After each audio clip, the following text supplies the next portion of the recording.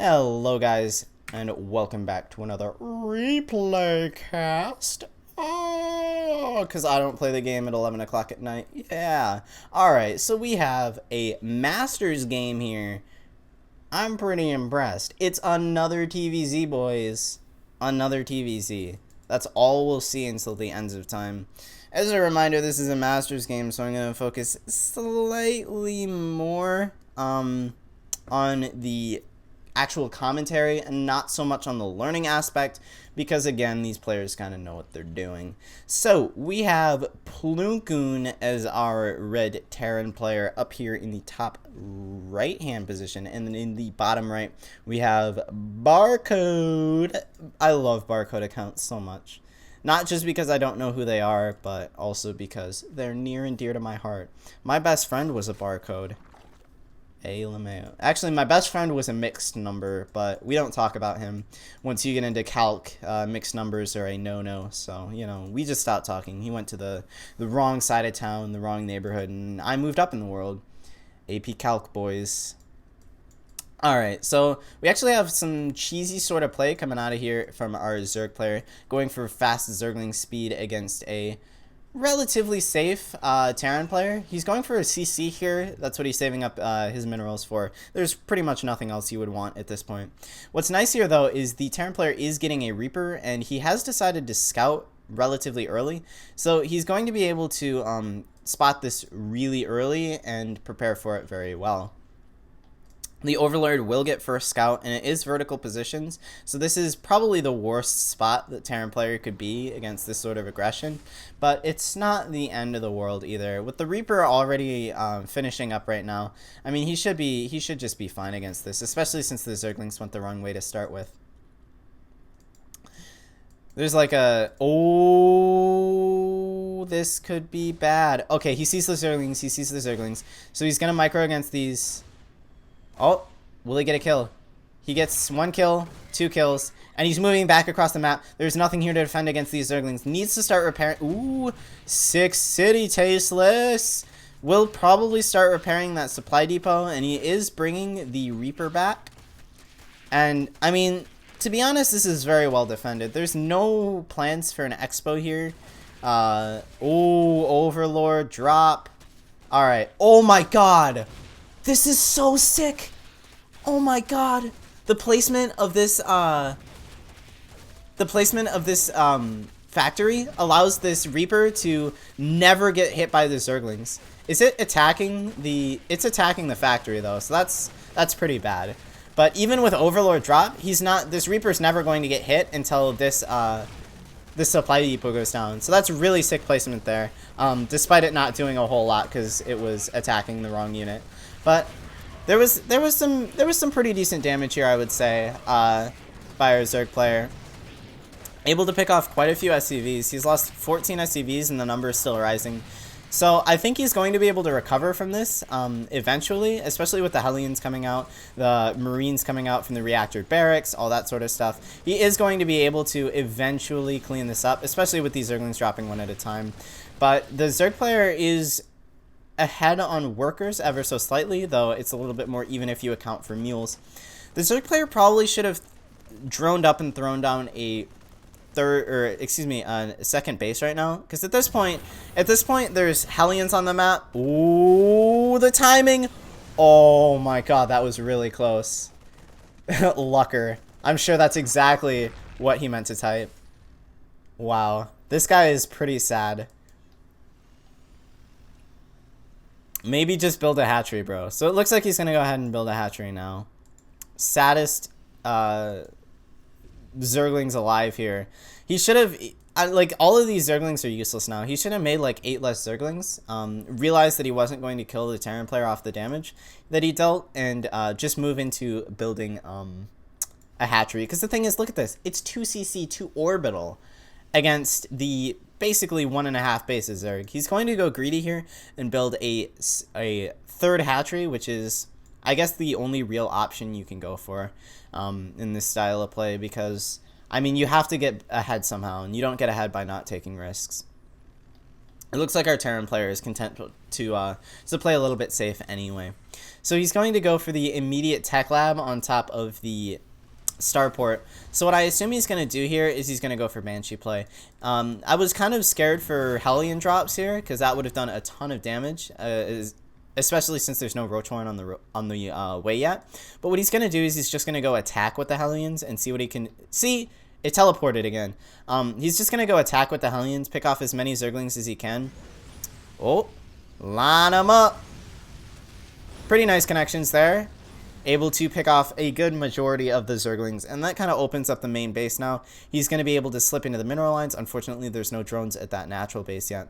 There's 2 queens, though, prepared on the ramp, so he's not going to be able to do any damage. And I think he knows this, even though, like, I don't think you can see them with where he moved the Hellions.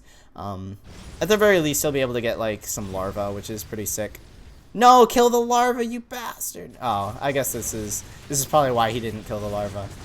Does get surrounded there. Overstate is welcome with those, but it will be Cloaked Banshee, and there are no Spore Crawlers. There is not even a hint that this guy knows that Spore Crawlers are, or excuse me, that Banshees are on the way.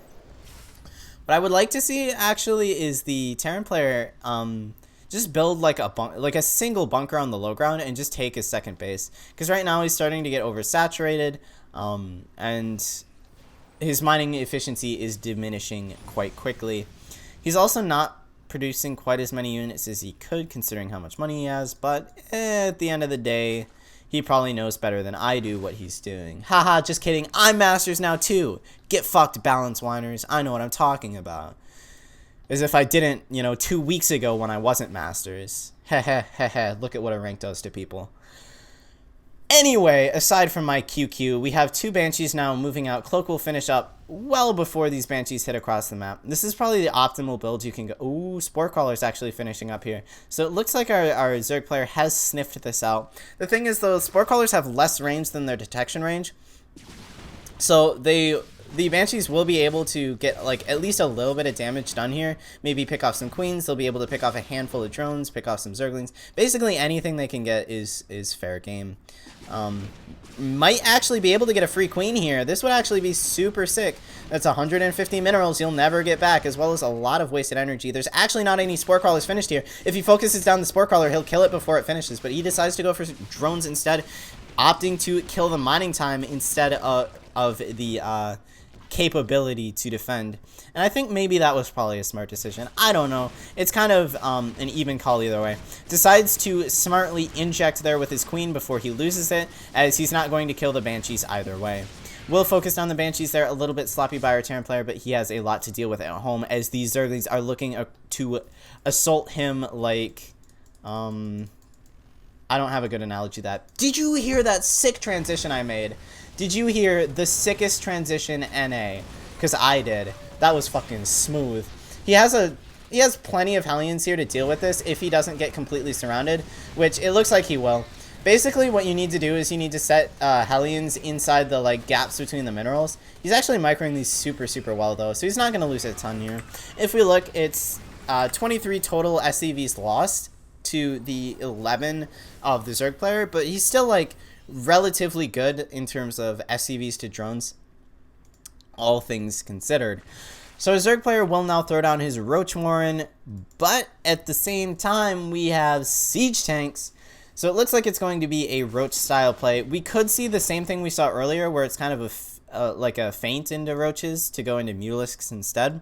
But I think this guy, judging by how he plays so far, is going to commit to the Roaches a little bit more. Especially since there's no Baneling's Nest yet and all that sort of stuff. He's already got the Evo Chamber, all that. So he's probably going to go into like Roach Ravager Hydra, get up his 4th base, get up a few more gases, and then go into probably Ultralisks or something like that. We'll throw down the Nidus Network, or he's going all in, baby. We have an Overlord already scooting into position, but look at these 3 Marines. These Marines...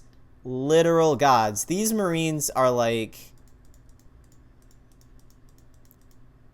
I'm not good on the analogy game today, guys. I can't do it. I'm not Thorin. I can't do it. I'm the worst. Literally the worst. Oh my god, he moved the Marines. No! The F2 hotkey, bro. Don't do this to me. The Nidus network is finished, and he's probably going to Nidus in as these Terran units are moving out. There goes the Nidus worm. Will the Terran... Oh, the Terran player. Oh my god, the reaction time. This guy's a god. Wait. No, he's moving across the map anyway. He's skimming across the map. This man does not give a single solitary fuck. Is he going... What is he doing? Alright, so the queens pop out. That is so many queens. Roaches pop out. All this sorts of cool... No way. Is he going to go for a lift play? Alright, what he's gonna do is he's going to kill off the Nidus network on this end. Trap all the drones over here. And then lift up his buildings probably. And just go for the base trade. Since the Zerg player will never be able to beat him in a base trade. This is actually really, really smart, by the way. Just as long as no drones get out. And it looks like there aren't any in there. If no drones get out, he wins this game. If drones get out, he's done. Needs to siege up the siege tank and lift up the supply depot, though. He needs to get as much damage done to this army as he can before it's able to get down the ramp and kill what little he has left. If he's able to do that, then there's a chance that he wins the game with the army he has. But he decides not to siege up, focusing more on the engagement over here.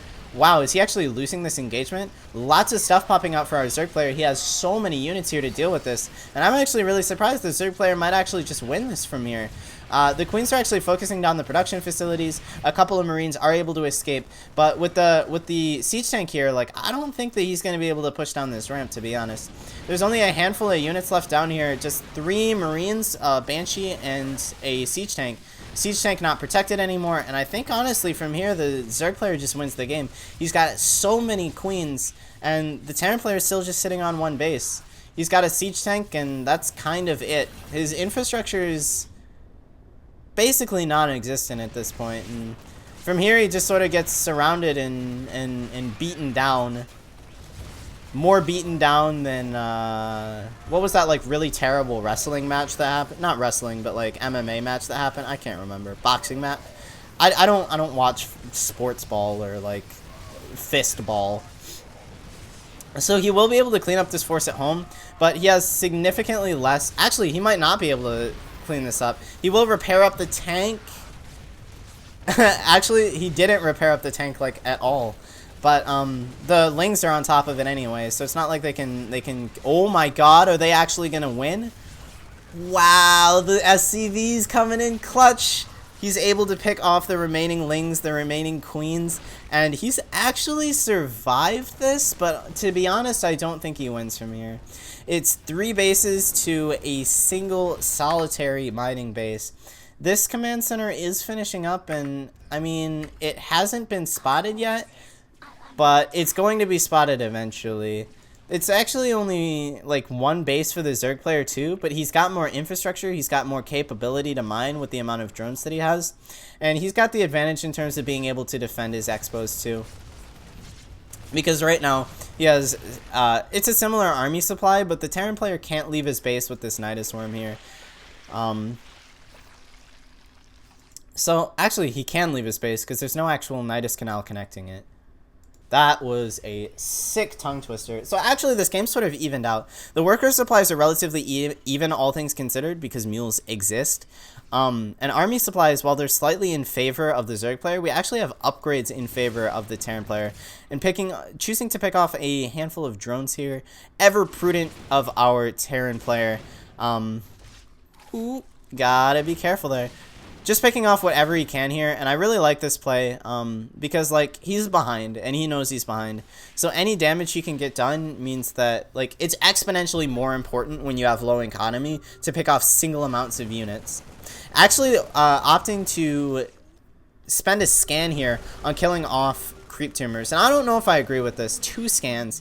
Because I think what he needs to do is he just needs to get as much money as humanly possible, considering he's mining pretty much even here with the Zerg when mules aren't active. And I'm actually surprised to see that he's actually lost significantly less than the Zerg player here. So that's I mean, kind of intriguing, but it's now what's going to be a 3-base Zerg against a 2-base Terran, which again isn't the end of the world, but I'm not going to say it's a good spot for the Terran player either. That extra upgrade that he has though is going to be pretty pivotal against things like Zerglings. It takes like a handful less shots from a Marine to kill a Zergling. It's only 5 shots with +1 as opposed to the 6 shots it would take with 0-0. Excuse me. I can do really fast math, and it's only 50 shots to kill a Ravager, correct? 50 shots to kill a Ravager instead of the 60 shots it would take otherwise. So I mean, it's a pretty big deal. It's a little bit like, I mean, that sounds really stupid, but Marines attack really fast, so I guess it kind of makes sense. So there's no actual Spore Crawler here, so that's pretty cool. These Banshees will be able to pick off a handful of drones here, getting 3, 4. Nah, alright. So he does back up. He will be able to, like, he gets, like, Zerglings there. That's kind of annoying. What he should do is he should pick off Larva, and picking off Larva is super annoying. Oh my god, Mutalisks! No! We need those Hyperflight Rotors. Yeah, I know what Banshee Speed is called. Yeah, let's go. Banshee Speed is called Hyperflight Rotors, I'm pretty sure. Banshee Speed actually looks really silly. Oh my god, is he going to lose Mutas? Wow, that's really bad. Losing Mutas to anything right now is a terrible, terrible play. Because Mutas are insanely expensive, especially when you're low econ.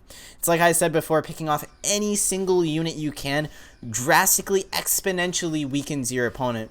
Because every unit is so much more important. So we have a decent Ling Ravager army working up here from our Zerg player. And he's like sort of kind of mixing in Mutas too, but I don't think these are going to do a whole lot, to be honest. It's annoying because our Terran player can't really afford to build a ton more missile turrets, but at the end of the day, like, it's probably not gonna kill him. So he's deciding to move out now. He's got a very scary force here. It's 85 army supply to 80, so it's actually relatively close. But the thing is, these are Marines against Zerglings, so like, there's no Banelings, you know? You need some form of AoE to kill this amount of Marines. You can't just purely have Ravager Ling. This isn't going to properly deal with the sort of army that our Terran player has. The Mutas are moving across the map, but as we saw before, there's like 2 missile turrets per mineral line, so he's not really going to get any economic damage done. He might kill like a few supply depots, and that's really annoying, but he'll get over it.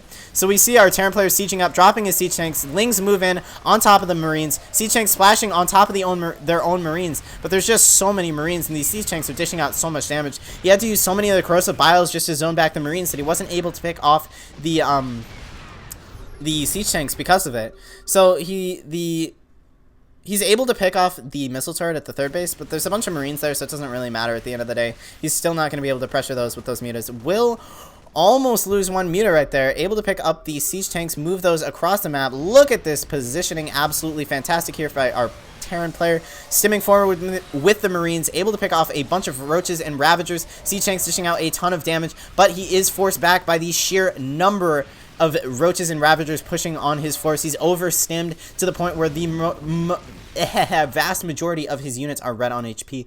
The corrosive biles, they're able to zone out the medevacs and kill the 1 remaining Banshee. There's a single siege tank with 1 more in production, and that one's not going to hit by the time these Roaches hit. So it's just going to be on these handful of units to deal with this all in here, and to be frank, I don't think it's enough. Actually, with those corrosive biles completely whiffing on the army, this huge concave here by our Terran player, a little bit sloppy not having these Marines attack, but he will be able to push this back eventually, able to lift up the oh my god, he GG's. What